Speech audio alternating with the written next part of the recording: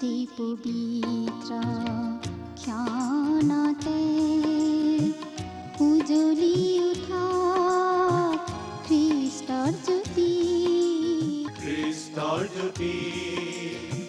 গ্ৰহণ কৰাই ভক্তি বচন এই মাথোন আমাৰ মিনতি গ্ৰহণ কৰাই ভক্তি বচন এই মাথোন। নমস্কাৰ প্ৰিয় দৰ্শক, ভক্তিবচন অনুষ্ঠানলৈ আপোনাক আদৰণি জনাইছোঁ।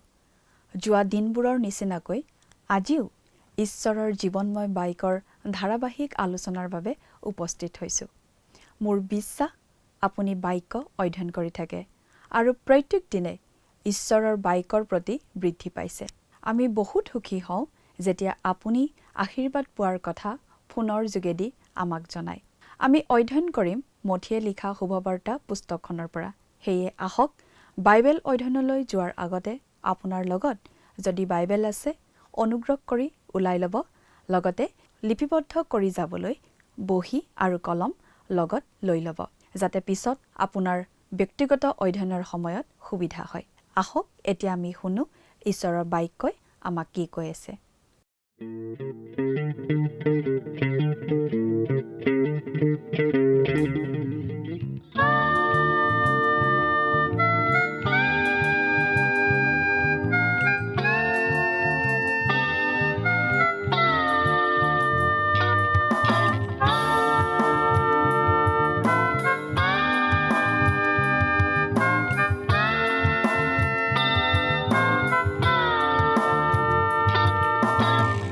আজি আছো আমি কাইলৈ নাই, জীৱনথিৰ শুনাহে মানুহ ভাই, কি হ'ব মিছাতে পৰিচিকা চাই, গধূলি দেখিবা প্ৰভাত পৰহি যায়।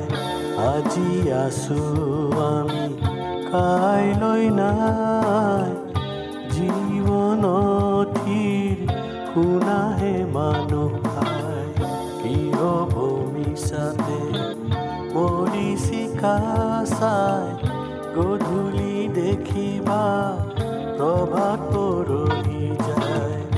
আজি আছো আমি কাইলৈ নাই, জীৱনথিৰ শুনাহে মানুহ ভাই।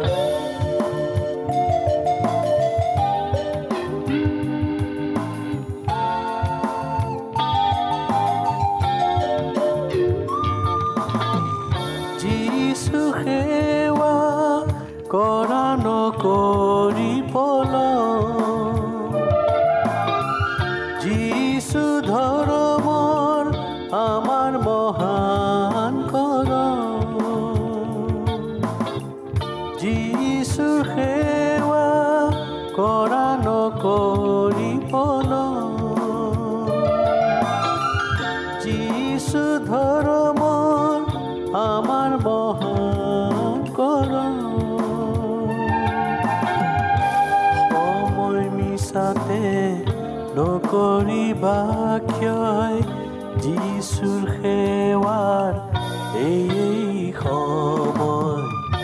আজি আছো আমি কাইলৈ নাই, জীৱনথিৰ শুনাহে মানুহ ভাই, কি হ'ব মিছাতে পৰিচিকা চাই, গধূলি দেখিবা প্ৰভাত পৰহি যায়। আজি আছো আমি কাইলৈ নাই, জীৱনথিৰ শুনাহে মানুহ ভাই।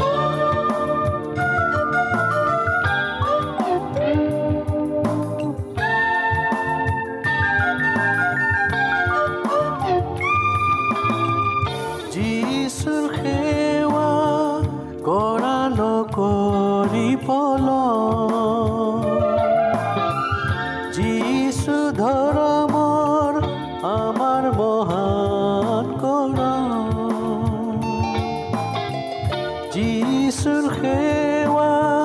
কৰা নকৰি পলম যিছু ধৰ্মৰ আমাৰ মহান কৰম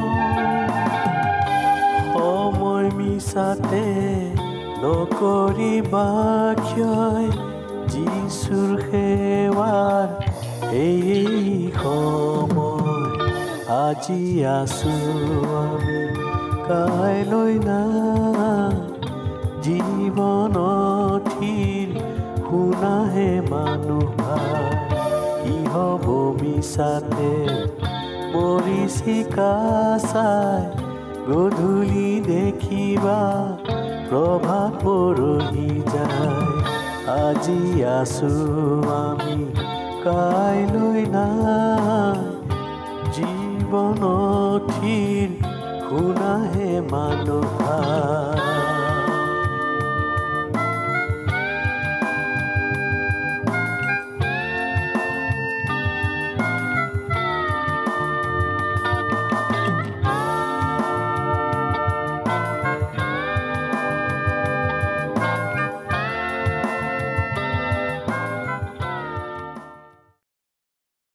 নমস্কাৰ খ্ৰীষ্টীয় বিশ্বাসী ভাই ভনীসকললৈ বিশেষভাৱে প্ৰস্তুত কৰা আমাৰ এই বাইবেল অধ্যয়নৰ ধাৰাবাহিক অনুষ্ঠান ভক্তিবচনলৈ আপোনালোক সকলোকে উষ্ম আদৰণি জনাইছোঁ আমি এতিয়া বাইবেলৰ নতুন নিয়ম খণ্ডৰ প্ৰথমখন পুস্তক মুঠিয়ে লিখা শুভবাৰ্তা নামৰ পুস্তকখন অধ্যয়ন কৰি আছোঁ আপুনি যদি আমাৰ আগৰটো অনুষ্ঠান চাইছিল তেনেহ'লে আপোনাৰ নিশ্চয় মনত আছে যে আমি যোৱা অনুষ্ঠানত এই মুঠিয়ে লিখা শুভবাৰ্তা পুস্তকখনৰ 19 নম্বৰ অধ্যায়ৰ ভিত্তিত আগবঢ়োৱা আলোচনা শুনিবলৈ পালোঁ আজিৰ অনুষ্ঠানত আমি মুঠিয়ে লিখা শুভবাৰ্তাৰ 20 নম্বৰ অধ্যায়ৰ একেবাৰে শেষৰটো পদলৈকে পঢ়ি তাৰ ভিত্তিত আলোচনা আগবঢ়াবলৈ ওলাইছোঁ এই 20 নম্বৰ অধ্যায়ৰ আৰম্ভণিতে আমি পাওঁ দ্ৰাক্ষাবাৰীত কাম কৰিবলৈ নিযুক্ত কৰা বনুৱাৰ দৃষ্টান্ত এই দৃষ্টান্তটো আচলতে আগৰ অধ্যায়টোত প্ৰভু যীশুৱে যি পুৰস্কাৰৰ কথা কৈছিল তাৰেই বৰ্ধিত ৰূপ বুলি ক'ব পাৰি মুঠিৰ শুভবাৰ্তাত থকা অগ্ৰগতিটোত সময়বোৰ চিনাক্ত কৰি দিয়া অংশটোৰ এই 20 নম্বৰ অধ্যায়তে সামৰণি পৰিছে এই অধ্যায়ৰ পৰা কথাবোৰ অধিক খৰখেদাকৈ আগবাঢ়িব আৰু প্ৰভুৱে পুনে পুনে ক্ৰুচলৈ আগুৱাই গৈ থাকিব এই অধ্যায়টোৱে স্বৰ্গৰাজ্যৰ বৰ্তমান অৱস্থাটোৰ বিষয়ে কিছুমান অন্ধকাৰ ঠাই পূৰ কৰাত গুৰুত্বপূৰ্ণ অৰিহণা আগবঢ়াব ঈশ্বৰে আমাক পুৰস্কাৰ দিয়াৰ নীতিটো এই দৃষ্টান্তটোত কোৱা হৈছে নীতিটো এয়ে যে কামৰ পৰিমাণ বা কামটো কিমান চমকপ্ৰদ তাতকৈ কামৰ প্ৰতি বিশ্বস্ততাইহে পুৰস্কাৰ নিৰ্ধাৰণ কৰাত গুৰুত্বপূৰ্ণ ভূমিকা গ্ৰহণ কৰে এতিয়া বাইবেলৰ পৰা পাঠ কৰি দিম মুঠিয়ে লিখা শুভবাৰ্তা 20 নম্বৰ অধ্যায়ৰ 1 নম্বৰ পদ স্বৰ্গৰাজ্য এনে এজন গৃহস্থৰ নিচিনা যিজনে নিজৰ দ্ৰাক্ষাবাৰীৰ কামত লগাবলৈ অতি ৰাতিপুৱাতে বনুৱাবিলাকক বিচাৰি ওলাই যায় এই দৃষ্টান্তটো আগৰ অধ্যায়ৰ লগত জড়িত আগৰ মুঠি 19 নম্বৰ অধ্যায়ৰ 30 পদত কৈছে কিন্তু আগ হোৱাবিলাকৰ অনেক পাছ হ'ব আৰু পাছ হোৱাবিলাক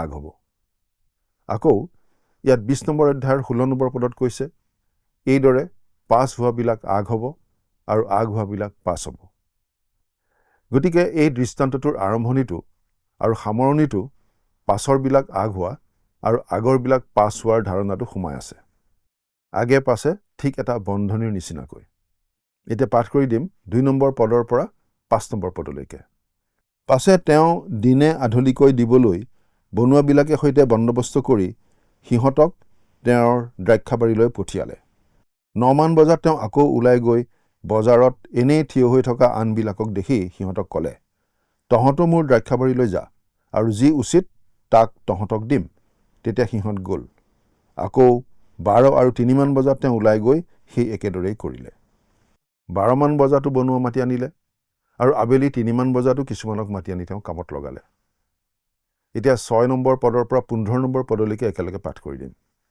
পাছে 5 মান বজাত তেওঁ ওলাই গৈ আন কিছুমানকো থিয় হৈ থকা দেখি সিহঁতক সুধিলে তহঁতে কি কাৰণে ইয়াত দিনটো এনেই থিয় হৈ আছ হওক সিহঁতে তেওঁক ক'লে আমাক কোনেও কামত লগোৱা নাই তাতে তেওঁ সিহঁতক ক'লে তহঁতো মোৰ দ্ৰাক্ষাবাৰীলৈ যা পাছে গধূলি হলত সেই বাৰীৰ গৰাকীয়ে নিজৰ ঘৰগিৰিক ক'লে বনুৱাবিলাকক মাতি শেষৰ কেইটাৰ পৰা আৰম্ভ কৰি প্ৰথমৰ কেইটালৈকে সিহঁতক বেচ দিয়া তাতে 5 মান বজাত লগোৱাবোৰে আহি আধলিকৈ পালে।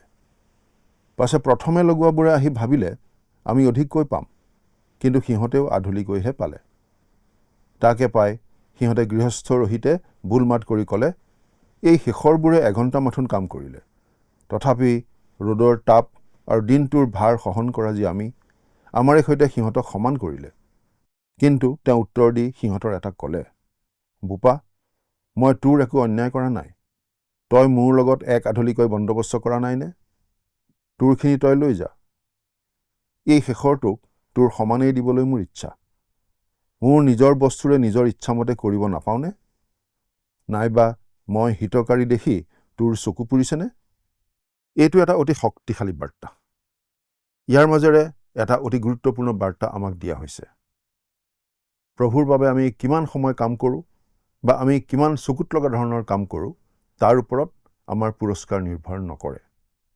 বৰং আমাক ঈশ্বৰে যি কৰিবলৈ দিছে, সেইটো কিমান বিশ্বস্তভাৱে আমি কৰোঁ, তাৰ ওপৰতহে আমাৰ পুৰস্কাৰটো নিৰ্ভৰ কৰে।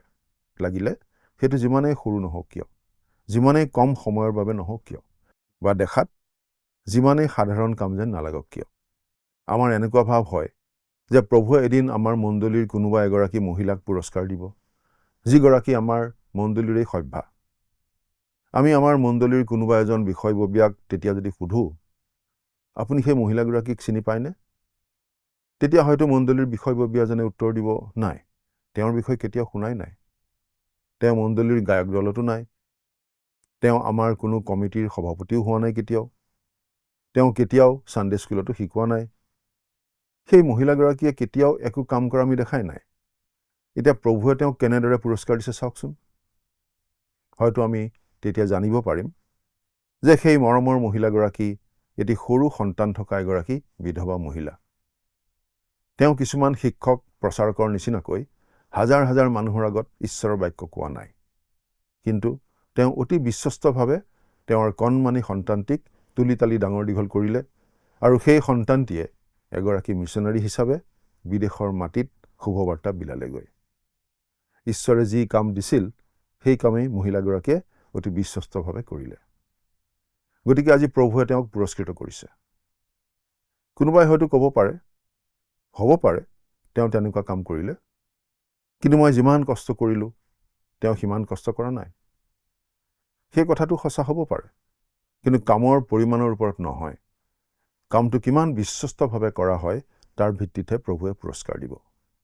আমাক যি কামৰ বাবে ঈশ্বৰে আমন্ত্ৰণ কৰিছে, সেই কাম আমি কিমান বিশ্বস্ততাৰে কৰোঁ তাৰ ভিত্তিতহে ঈশ্বৰে পুৰস্কাৰ দিব।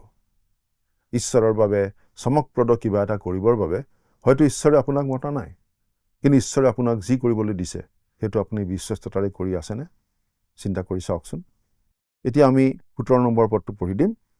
পাছে যীশুৱে জেৰুচালেমলৈ যাত্ৰা কৰোঁতে 12জন শিষ্যক এফলীয়াকৈ নি তেওঁলোকক বাটতে ক'লে। ইয়াত আমি ঠাইখিনিৰ কথা, ভৌগোলিক বিৱৰণটোৰ কথা মন কৰা উচিত।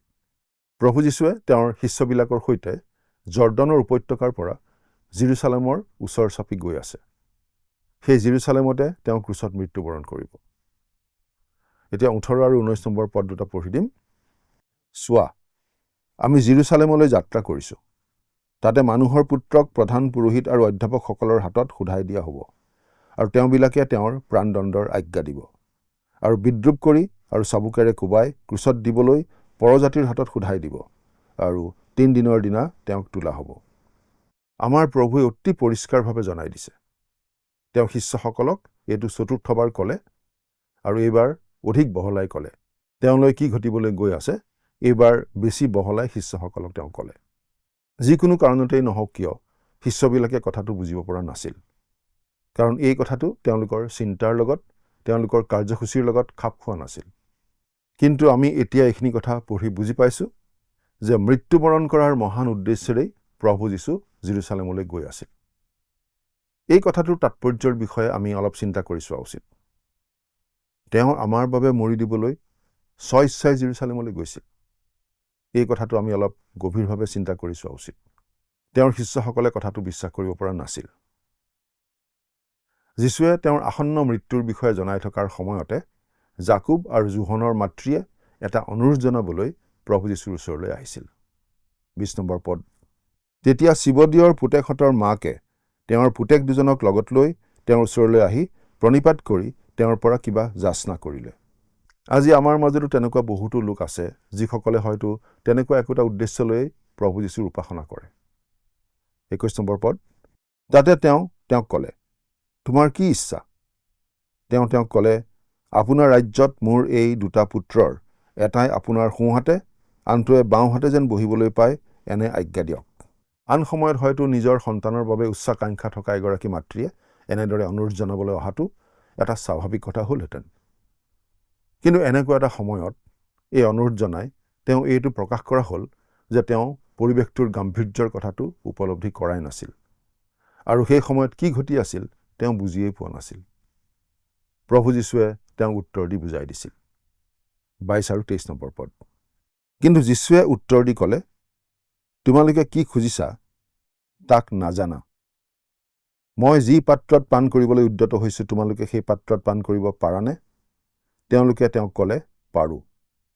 তেওঁলোকক ক'লে, তোমালোকে মোৰ পাত্ৰত পান কৰিবা হয়, কিন্তু মোৰ সোঁহাতে আৰু বাওঁহাতে বহিবলৈ দিবলৈ মোৰ ক্ষমতা নাই। কিন্তু যিবিলাকৰ নিমিত্তে মোৰ পিতৃৰ দ্বাৰাই যুগুত কৰা হৈছে তেওঁবিলাককহে দিয়া হ'ব।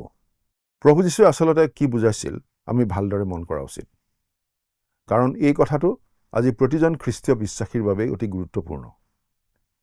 আমাৰ প্ৰভুৱে আচলতে তেওঁৰ সোঁফালে বা বাওঁফালে কাৰোবাৰ বাবে স্থান নাই বুলি বুজোৱা নাই, কিন্তু প্ৰভু যীশুৱে আচলতে এইটোহে কৈছে যে তেওঁ সেই স্থান দুটা কোনো বাছ বিচাৰ নোহোৱাকৈ জাকুব আৰু জোহন বা আন কাৰোবাক নিদিয়ে। সেই স্থান সেইসকলেহে পাব যিসকলে তাৰ বাবে নিজকে প্ৰস্তুত কৰিব পাৰিব। কথাটো ভালদৰে মন কৰা উচিত। আমাক বিনামূল্যে স্বৰ্গলৈ যোৱাৰ উপায়টো দিয়া হৈছে। এয়া ঈশ্বৰৰ অনুগ্ৰহৰ দান। আমি আমাৰ পৰিত্ৰাণৰ বাবে নিজে একোৱেই কৰিব নালাগে। আমি খ্ৰীষ্টত বিশ্বাস কৰি তেওঁক ত্ৰাণকৰ্তা বুলি গ্ৰহণ কৰি পৰিত্ৰাণ পাইছোঁ তেওঁৰ মহান অনুগ্ৰহত। কিন্তু স্বৰ্গত আমাৰ স্থান, আমাৰ পুৰস্কাৰ নিৰ্ভৰ কৰিব আমি এতিয়া এই পৃথিৱীত কি কৰোঁ তাৰ ওপৰত। সেই কথাটো অতি জৰুৰী কথা, আৰু দুখৰ বিষয় যে বহুতো খ্ৰীষ্টীয় বিশ্বাসী আজি সেই কথাটো পাহৰি গৈছে বা হয়তো অৱহেলা কৰি আছে। আপুনি বাৰু আপোনাৰ বাবে স্বৰ্গত কেনেকুৱা স্থান সুনিশ্চিত কৰি আছে? ব্যক্তিগতভাৱে প্ৰভু যীশুৰ সোঁহাতে বা বাওঁহাতে বহিবলৈ আমাৰ কাৰো আকাংক্ষা নিশ্চয় নাই। সেই স্থান পোৱাৰ যোগ্য হোৱাৰ আশা আমাৰ নাই বুলি আমি ভাবোঁ, কিন্তু কিবা এটা স্থানৰ বাবে আমি নিশ্চয় কাম কৰি থকা উচিত। আমি প্ৰতিজন খ্ৰীষ্টীয় বিশ্বাসীয়ে তেনে কৰা উচিত। ফিলিপিয়া 3 নম্বৰ অধ্যায়ৰ 14 নম্বৰ পদত পাচনি পৌলে এনেদৰে কৈছে, পাঠ কৰি দিম। আগত থকাবোৰলৈ যত্ন কৰি খ্ৰীষ্ট যীশুত ঈশ্বৰে কৰা স্বৰ্গীয় আমন্ত্ৰণৰ বঁটাৰ অৰ্থে ঘাই লৈ লৰি গৈ আছোঁ। আজি খ্ৰীষ্টীয় সমাজৰ এটা ডাঙৰ সমস্যা এইয়ে যে বহুত সংখ্যক লোকেই একো জয় কৰিবলৈ চেষ্টা কৰি থকা নাই। আমি এই কথাটো বুজি পোৱা উচিত যে পৰিত্ৰাণ এটা বিনামূলীয়া উপহাৰ। পৰিত্ৰাণ অৰ্জন কৰিবলৈ আমি একো কৰিবলগীয়া নাই, কিন্তু কিবা এটা পুৰস্কাৰ পাবলৈ হ'লে আমি সেই দৌৰত দৌৰি থাকিব লাগিব। 24 নম্বৰ পদটো পঢ়িম। আন 10 জনে এই কথা শুনি সেই দুজন ভায়েক ককায়েকলৈ কুপিত হ'ল। তেওঁলোকৰ কিয় খং উঠিছিল আমি বুজি পাওঁ, কাৰণ সকলোৱে প্ৰভু যীশুৰ সোঁ বা বাওঁফালৰ স্থানটো পাবলৈ নিশ্চয় হাবিয়াস কৰি আছিল। 25 পৰা 27 নম্বৰ পদ পাঠ কৰি দিম। কিন্তু যীশুৱে তেওঁলোকক ওচৰলৈ মাতি ক'লে, পৰজাতিৰ শাসনকৰ্তাসকলে তেওঁলোকৰ ওপৰত প্ৰভুত্ব কৰে আৰু ডাঙৰীয়াসকলে তেওঁলোকৰ ওপৰত ক্ষমতা চলায়। ইয়াক তোমালোকে জানা। তোমালোকৰ মাজত তেনে নহ'ব, কিন্তু যিদৰে মানুহৰ পুত্ৰই সেৱা শুশ্ৰূষা পাবলৈ নহয়, সেৱা শুশ্ৰূষা কৰিবলৈ আৰু অনেকৰ মুক্তিৰ মূল্যৰ অৰ্থে নিজৰ প্ৰাণ দিবলৈহে আহিল, সেইদৰে যিকোনোৱে তোমালোকৰ মাজত মহান হ'বলৈ ইচ্ছা কৰে তেওঁ তোমালোকৰ পৰিচাৰক হওক। এই কথাখিনি আমি ভালদৰে মন কৰা উচিত। সেৱা আৰু মহানতাৰ এইটো নতুন পদ্ধতি। খ্ৰীষ্টীয় সেৱাত জড়িত লোকসকলৰ মনত এই কথাটো অতি পৰিষ্কাৰ হোৱা উচিত। যদিহে আমি প্ৰভুৰ বাবে গীত গাওঁ, তেনেহ'লে নিজকে সকলোতকৈ ভাল দেখুৱাবলৈ আন সকলো গায়ক গায়িকাক তল পেলাবলৈ চেষ্টা কৰা উচিত নহয়। যদিহে আমি শুভবাৰ্তাৰ পৰিচৰ্যা কৰোঁ, তেনেহ'লে আন সকলো শিক্ষক প্ৰচাৰকক ঠেলি হেঁচি একাষৰীয়া কৰি আগবাঢ়ি যাবলৈ চেষ্টা কৰা উচিত নহয়। যদিহে আমি মণ্ডলীৰ কিবা বাপ পাইছোঁ বা বাপ পাবলৈ ইচ্ছা কৰিছোঁ, তেনেহ'লে আন কোনো এজন ব্যক্তিক বঞ্চিত কৰি আগবাঢ়িবলৈ চেষ্টা কৰা উচিত নহয়। আমাৰ প্ৰভুৱে এই কথাটো স্পষ্ট কৰি দিছে যে তেওঁৰ সেৱা কৰা আৰু মহান হোৱাৰ পথটো হৈছে নিজকে নম্ৰ কৰি সৰু হোৱা। এতিয়া প্ৰভু যীশু আৰু শিষ্যসকল জেৰুজালেমৰ অতি ওচৰ পাইছেহি আৰু তেওঁ পঞ্চমবাৰৰ বাবে তেওঁলোকক তেওঁৰ আসন্ন মৃত্যুৰ বিষয়ে জনাব। 28 নম্বৰ পদটো পঢ়ি দিম। আৰু যিকোনোৱে তোমালোকৰ মাজত শ্ৰেষ্ঠ হ'বলৈ ইচ্ছা কৰে তেওঁ তোমালোকৰ দাস হওক। এইটো এটা অতি চমকপ্ৰদ পদ আৰু প্ৰতিজন খ্ৰীষ্টীয় বিশ্বাসীয়ে এই পদটো মুখস্থ কৰি থোৱা উচিত। এই পদটো আমাৰ আঙুলিৰ মূৰত থাকিব লাগে, যাতে যেতিয়া সাক্ষ্য দিয়াৰ সুযোগ আহে তেতিয়া আমি ক'ব পাৰোঁ। 26 নম্বৰ পদত আমি যিখিনি কথা পালোঁ, মানুহৰ পুত্ৰই সেৱা শুশ্ৰূষা পাবলৈ নহয়, সেৱা শুশ্ৰূষা কৰিবলৈ আৰু অনেকৰ মুক্তিৰ মূল্যৰ অৰ্থে নিজৰ প্ৰাণ দিবলৈহে আহিল। এইটো অতি চমকপ্ৰদ পদ আৰু প্ৰতিজন খ্ৰীষ্টীয় বিশ্বাসীয়ে এই পদটো মুখস্থ কৰি থোৱা উচিত।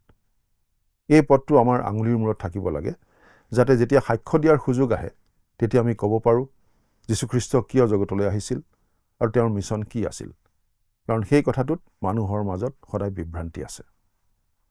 এতিয়া 29 নম্বৰ পদটো পঢ়ি দিম। পাছে তেওঁলোকে জিৰিহোৰ পৰা ওলাই যাওঁতে বহু মানুহৰ এটা দল তেওঁৰ পাছে পাছে গ'ল। এতিয়া যীশু আৰু তেওঁৰ শিষ্যসকল জিৰিহোৰ পৰা জেৰুজালেমলৈ গৈ আছে, অৰ্থাৎ জেৰুজালেমৰ পৰা জিৰিহোলৈ গৈ থাকোঁতে ডকাইতৰ হাতত পৰা মানুহজন যোৱা বাটৰ ঠিক বিপৰীত দিশেৰে। আৰু এতিয়া চোৰৰ লগত মৰি দিবলৈ জিৰিহোৰ পৰা জেৰুজালেমলৈ গৈ আছে আমাৰ প্ৰভু যীশু। সেইটো ৰাজপথটোৰ সিটো পাৰে আৰু সেইফালে আমি নিজে কেতিয়াও যাব নোৱাৰোঁ। আমি কেৱল বিশ্বাসেৰেহে তেওঁৰ ওচৰলৈ আহিব পাৰোঁ, কাৰণ তেওঁ আমাৰ সলনি ক্ৰুচত মৃত্যুবৰণ কৰিলে। এইখিনিতে আমি এটা কথা উল্লেখ কৰিব খুজিছোঁ। কিছুমান লোকে ভাবে যে যিহেতু বিচাৰৰ সময়ত প্ৰভু যীশুৱে নিজকে ৰক্ষা কৰা নাছিল, নিজক বচাবলৈ নিজৰ সমৰ্থনত কেতিয়াও এষাৰো মাত মতা নাছিল, গতিকে আজি খ্ৰীষ্টীয় বিশ্বাসীসকলেও একে নীতিকে অনুসৰণ কৰা উচিত। অৱশ্যে এই কথাও আমি জানো যে আন সময়ত তেওঁ নিজকে ৰক্ষা কৰিছিল। যেতিয়া তেওঁ মৃত্যুবৰণ কৰিবৰ বাবে জেৰুজালেমলৈ গৈ আছিল, তেতিয়া তেওঁ নিজকে ৰক্ষা কৰা নাছিল, কাৰণ তেওঁ আমাৰ ঠাই লৈছিল। আমাৰ সকলো পাপৰ ভাৰ তেওঁ নিজৰ ওপৰত লৈছিল আৰু আমাৰ শাস্তি নিজৰ গাত লৈ আমাৰ প্ৰাপ্য শাস্তিৰ মৃত্যু আমাৰ সলনি নিজে বৰণ কৰিছিল। আচলতে দোষী আমিহে, তেওঁ নহয়। আৰু আমাৰ সমৰ্থনত ক'বলৈ আমাৰ একো নাছিল। সেইকাৰণেই তেওঁ সেই সময়ত মুখ মেলিব পৰা নাছিল, কাৰণ আমি সঁচাকৈ পাপী, মৃত্যুদণ্ড পোৱাৰ যোগ্য। তেওঁ সেই সময়ত আমাৰ পাপ বহন কৰি আছিল।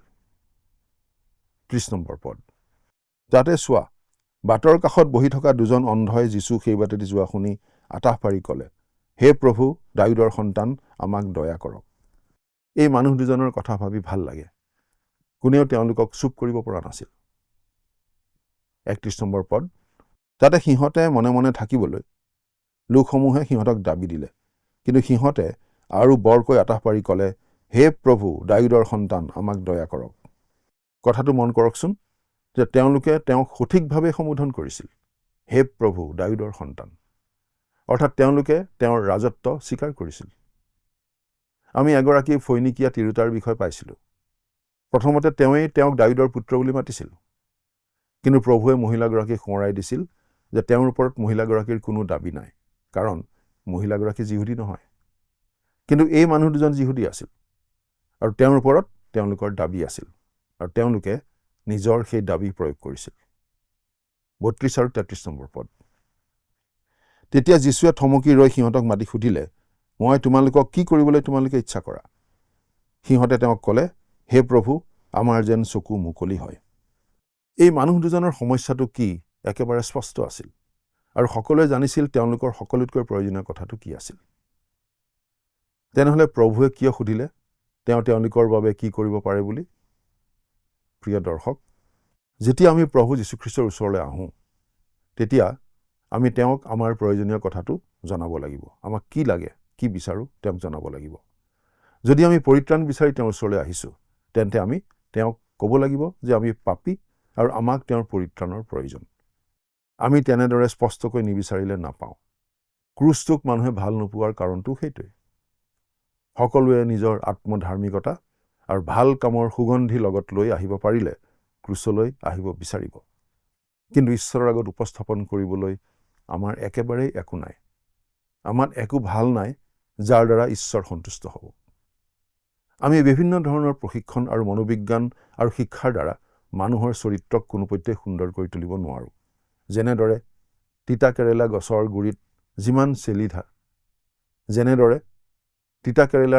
গুৰিত যিমান চেনি ঢালিলেও তিতা কেৰেলাডালত মিঠা কেৰেলা নালাগে। তেওঁৰ ওচৰলৈ পাপী হিচাপে আহি তেওঁক আমাৰ ত্ৰাণকৰ্তা হিচাপে গ্ৰহণ কৰিব লাগিব। সেই অন্ধ দুজনে নিজৰ প্ৰয়োজন লৈ প্ৰভু যীশুৰ ওচৰলৈ আহিল আৰু ক'লে, প্ৰভু, আপুনি আমাৰ চকু মুকলি কৰাটো বিচাৰোঁ। তেনেদৰে আমিও ক'ব লাগিব, আমি পৰিত্ৰাণ পাব বিচাৰোঁ বুলি। 34 নম্বৰ পদ পঢ়ি দিম। তাতে যীশুৰ মৰম লাগি সিহঁতৰ চকু চুলে আৰু তেতিয়াই সিহঁতে দেখিবলৈ পালে আৰু তেওঁৰ পাছে পাছে গ'ল। আমাৰ প্ৰভুৱে তেওঁলোকক সুস্থ কৰিলে। তেওঁলোকে যেনেদৰে বিচাৰিছিল তেনেদৰেই লাভ কৰিলে আৰু তেওঁলোক প্ৰভু যীশুৰ পাছে পাছে যাবলৈ ধৰিলে। প্ৰভু যীশু ক্ৰুচলৈ আগবাঢ়ি গৈ থাকিল আৰু তেওঁলোকো প্ৰভু যীশুৰ পিছে পিছে গ'ল।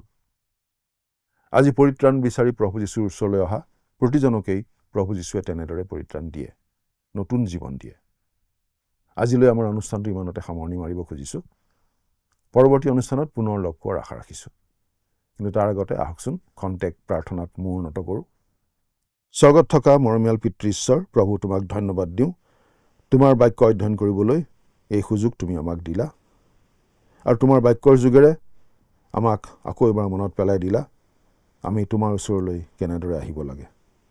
প্ৰভু, আমাৰ জীৱনৰ সকলো প্ৰয়োজনীয়তাসমূহ তোমাৰ আগলৈ আমি আনিব পাৰোঁ আৰু তুমি সেই সকলো দূৰ কৰিব পাৰা।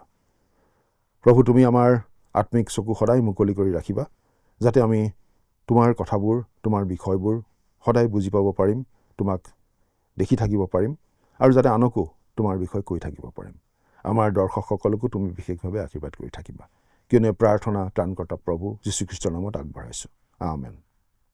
প্ৰিয় দৰ্শক, আজিৰ বাইবেল অধ্যয়ন আমি শুনিলোঁ আৰু ইয়াৰ কোনো বিষয় হয়তো আপোনালোকৰ মনত ৰৈ গৈছে বা কোনো বিষয় হয়তো আপুনি নতুনকৈ জানিছে বা আপোনাৰ ভাল লাগিছে।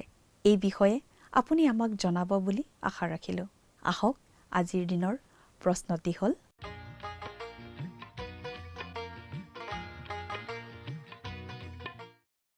যোৱা অনুষ্ঠানত প্ৰচাৰিত প্ৰশ্নটিৰ শুদ্ধ উত্তৰ হৈছে অপশ্যন বি, কফৰনাহুম। আজিৰ অনুষ্ঠানৰ আধাৰিত প্ৰশ্নটি হৈছে ঈশ্বৰে আমাক দিয়া বিনামূলীয়া উপহাৰটো কি? অপশ্যন এ, পৰিত্ৰাণ। অপশ্যন বি, ধন সম্পত্তি। অপশ্যন চি, জ্ঞান। অপশ্যন ডি, বিধান।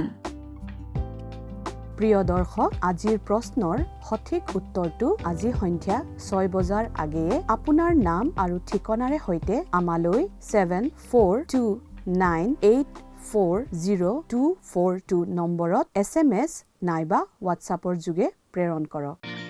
প্ৰিয় দৰ্শক, আপুনি যদি আমাৰ এই অনুষ্ঠানৰ যোগেদি আশীৰ্বাদপ্ৰাপ্ত হৈছে আৰু আমাৰ লগত কথা পাতিবলৈ বিচাৰিছে বা আপোনাক প্ৰাৰ্থনাৰ সহায়ো পৰামৰ্শ লাগে, তেন্তে আমালৈ 7429840242 এই নম্বৰত পোনপটীয়াকৈ ফোন কৰিব পাৰিব। ধন্যবাদ।